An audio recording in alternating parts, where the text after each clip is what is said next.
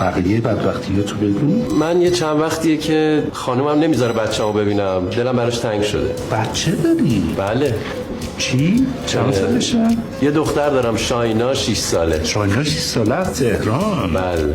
کنار مادرشه؟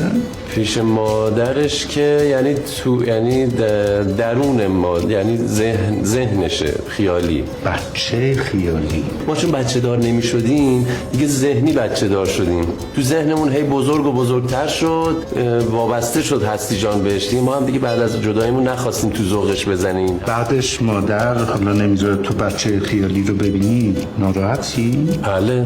خب من پدر اون بچه هستم.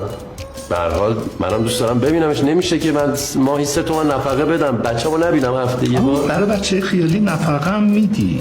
غیر از شهریه مهد کودکش که میدم. درک از من رو شاینا بگیر. مامان بیا.